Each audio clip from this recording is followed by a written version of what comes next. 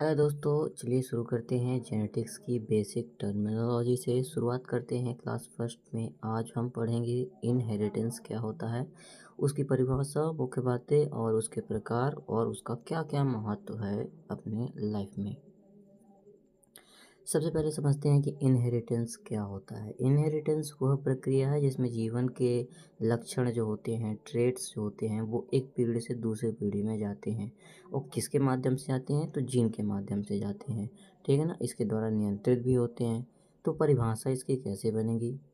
Inheritance वह प्रक्रिया है जिसके द्वारा माता पिता अपने गुण यानी ट्रेट्स अपनी संतानों को जीन के माध्यम से एक पीढ़ी से दूसरी पीढ़ी से तीसरी पीढ़ी ऐसे ही स्थानांतरित होते रहते हैं। ठीक है ना। इंग्लिश में आपको चाहिए तो इंग्लिश में भी ये रही।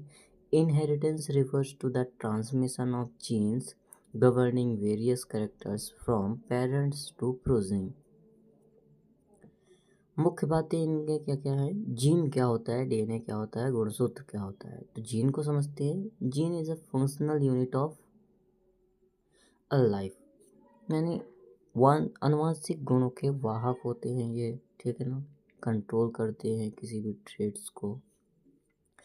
ये डीएनए क्या होता है? डीएनए जीन में स्थित होता है।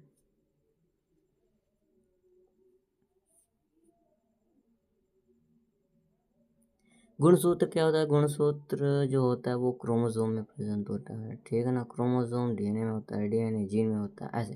ठीक है ना। सीक्वेंसिंग ऐसे चलती है। ठीक है ना। उदाहरण के लिए माता पिता के अगर घुंघराले बाल हैं, ठीक है ना, कर्ली हेयर्स हैं, तो उसके बच्चे में भी वही गुण आएंगे।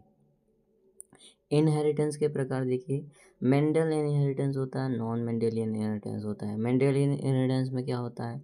सरल होगा, डोमिनेंस होगा, रिसेसिव होगा। ठीक है ना। दो ही चीज़ होंगी। ये मेंडल में आता है, मेंडेलियन इनहेरिटेंस में आता है। नॉन मेंडेलियन इनहेरिटेंस में क्या आता है?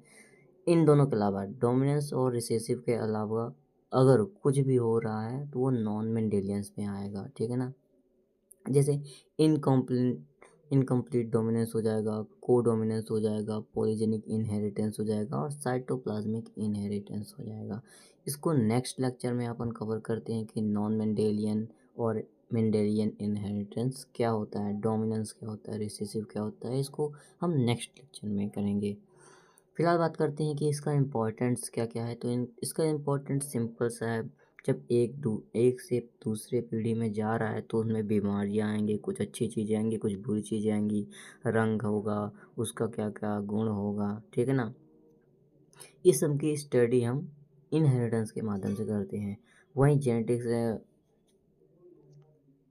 एग्रीकल्चर में बात किया जाए तो क्रॉप इम्प्रूवमेंट में, एनिमल ब्रीडिंग में, ठीक है ना, और मानव चिकित्सा में भी इसका प्रमुख महत्व है। ठीक है। Thank you so much. मिलते हैं नेक्स्ट लेक्चर में। तब तक बने रहें हमारे साथ।